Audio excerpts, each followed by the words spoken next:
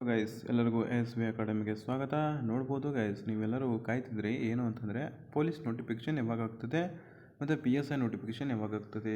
ನೋಡಿ, PSIಗೆ ಸಂಬಂಧಪಟ್ಟಂತೆ ಆಲ್ರೆಡಿ ನಾವು ಹೇಳಿದ್ದೀವಿ ಯಾವಾಗ ಆಗ್ತದೆ ಯಾವಾಗಿಲ್ಲ ಅಂತೇಳಿ. ಹಳೆಯವರು ಯಾರು ನೋಡಿಲ್ಲ ಅಂತಾರೆ ನೋಡಿ, ಆ ವಿಡಿಯೋನ ನೋಡಿ. ಓಕೆ, ಮತ್ತು ನೆಕ್ಸ್ಟ್ ಇವಾಗ ನೋಡೋಣ, ನಮ್ಮದು ನೋಟಿಫಿಕೇಷನ್ ಆಗಲಿ ಆದಷ್ಟು ಬೇಗ ಆಗ್ತದೆ. ಯಾವಾಗ ಅಂತಂದರೆ 28 ಮಾರ್ಚ್ ಇಲ್ಲೊಂದು ಕ್ಯಾಬಿನೆಟ್ ಮೀಟಿಂಗ್ ಇದೆ. 27 ಮಾರ್ಚ್ ಇಲ್ಲಿಂದ 28ರಿಂದ ಸ್ಟಾರ್ಟ್ ಆಗುವಂಥ ಚಾನ್ಸಸ್ ತುಂಬ ಪಾಸಿಬಿಲಿಟೀಸ್ ಇದ್ದಾವೆ. ಆದರೆ ಆಗಲಿ ಇವಾಗ ವಯೋಮಿತಿ ಹೆಚ್ಚಿಗೆ ಮಾಡಿದ್ದಾರಾ? ಎಸ್, ವಯೋಮಿತಿ ಹೆಚ್ಚಿಗೆ ಮಾಡಿದ್ದಾರೆ.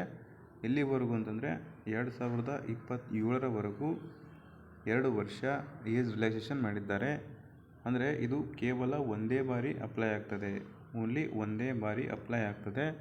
ಹಾಗಿದ್ದರೆ 2000 ಎಷ್ಟರವರೆಗೂ ಅಂತಂದರೆ 2027ರವರೆಗೂ ಯಾವೆಲ್ಲ ನೇಮಕಾತಿ ನಡೀತಾವಲ್ಲ ಅವುಗಳಿಗೆಲ್ಲವೂ ಕೂಡ ಸಂಬಂಧಪಡ್ತದೆ. ಹಾಗಿದ್ರೆ ಎಷ್ಟು ವರ್ಷ ಏಜ್ ರಿಲ್ಯಾಕ್ಸೇಷನ್ ಮಾಡಿದ್ದಾರೆ ಅಂತಂದರೆ 5 ವರ್ಷ ಏಜ್ ರಿಲ್ಯಾಕ್ಸೇಷನ್ ಮಾಡಿದ್ದಾರೆ. ಹಾಗಿದ್ರೆ ಈಗ PSI ನೋಡೋಣ. ಇದು PSI ಅಫಿಷಿಯಲ್ ನೋಟಿಫಿಕೇಷನ್ನು 2022ರಲ್ಲಿ ಕಾಲ್ ಆಗಿತ್ತಲ್ಲ, ಅದರದ್ದು ಒಂದು ತುಣುಕು. ಓಕೆ, ಇದನ್ನು ಇಟ್ಕೊಂಡು ರೆಫರೆನ್ಸ್ ಆಗಿ ಇಟ್ಕೊಂಡು ನಿಮಗೆ ಮಾತಾಡ್ತಾ ಬರೋಣ. ಎಸ್ ಗೈಸ್, ನೋಡ್ಬೋದು, ಅರ್ಜಿಯನ್ನು ಸ್ವೀಕರಿಸಲು ನೀವು 21ನೇ ವರ್ಷ ಇರಬೇಕು. ಕನಿಷ್ಠ 21 ಇರಬೇಕು. ಹಾಗೆ ನೀವು ಗರಿಷ್ಠ ಎಷ್ಟಿರಬೇಕು ಅಂತಂದರೆ, ಗರಿಷ್ಠ ಯಾವ ವರ್ಷವನ್ನು ಮೀರಿರಬಾರ್ದು ಅಂತಂದರೆ ಕೆಳಗಡೆ ಕೊಟ್ಟಿದ್ದಾರೆ. 32 ವರ್ಷವನ್ನು ಮೀರಿರಬಾರ್ದು. ಪರಿಶಿಷ್ಟ ಪಂಗಡ, SC ಅಂತ ಕರಿತೀವಿ, ಪರಿಶಿಷ್ಟ ಜಾತಿ, ST, ಆಮೇಲೆ ಹಿಂದುಳಿದ ವರ್ಗ, OBC ಇವ್ರಿಗೆಲ್ಲರಿಗೂ ಸಂಬಂಧಪಟ್ಟಂತೆ ಎಷ್ಟು ವರ್ಷ ಅಂತಂದರೆ 32 ವರ್ಷ ಏಜ್ ಇತ್ತು. ಅದನ್ನ ಇವಾಗ ಪ್ಲಸ್ ಮಾಡ್ಕೊಂಬಿಡೋಣ. ನೋಡಿ, 32 + 5 = ಎಷ್ಟಾಯಿತು? 37. ಓಕೆ, 35 + 5 = 37 ಆಯಿತು. 37 ವರ್ಷ ಏಜ್ ರಿಲ್ಯಾಕ್ಸೇಷನು. ಇದು ಯಾರಿಗಂತಂದರೆ SC, ST, OBC ಅವರಿಗೆ ಸಂಬಂಧಪಡ್ತದೆ. ಇನ್ನು ಇತರೆ ಅಭ್ಯರ್ಥಿಗಳಂತ ಬರ್ತಾರಲ್ಲ, ಇವೆಲ್ಲ GM ಕ್ಯಾಂಡಿಡೇಟು, GM ಕ್ಯಾಸ್ಟ್ ಅವರು ಇರ್ತಾರೆ. ಇವ್ರಿಗೆ 35 ವರ್ಷ ಇತ್ತು GM ಕ್ಯಾಂಡಿಡೇಟ್ ಅವ್ರಿಗೆ, ಇತರೆ ಅಭ್ಯರ್ಥಿಗಳಿಗೆ. ಓಕೆ, ಸರಿ, ಇಲ್ಲಿ ನೋಡ್ಬೋದು ನೀವು ಏನಂತಂದರೆ ಇದು ಸೇವಾನಿರತ ಕೆಳಗಿಂದು. ಇಲ್ಲಿ ನೋಡ್ಬೋದು 30 ವರ್ಷ ಇತ್ತು ಅವ್ರಿಗೆ, 30 ವರ್ಷ ಇತ್ತು. ಈಗ + 5 ವರ್ಷ ಆ್ಯಡ್ ಮಾಡಬೇಕು. ಎಷ್ಟು ವರ್ಷ ಆಯಿತು? 35 ವರ್ಷ ಆಯಿತು. ಯಾರಿಗೆ ಅಂದರೆ GM ಕ್ಯಾಂಡಿಡೇಟ್ ಅವರಿಗೆ. ಬಟ್ ಇನ್ಮೇಲೆ ಈಗ ಸೇವಾನಿರತ ಅಭ್ಯರ್ಥಿಗಳೇ ನೋಡೋಣ. ಸೇವಾನಿರತ ಅಭ್ಯರ್ಥಿಗಳಿಗೆ ಸಂಬಂಧಪಟ್ಟಂತೆ ಯಾರು ಆಲ್ರೆಡಿ ಕರ್ತವ್ಯವನ್ನು ನಿರ್ವಹಿಸಿರ್ತಾರೆ ಅವರಿಗೆ ಸಂಬಂಧಪಟ್ಟಂತೆ ಈ ರಿಲ್ಯಾಕ್ಸೇಷನು.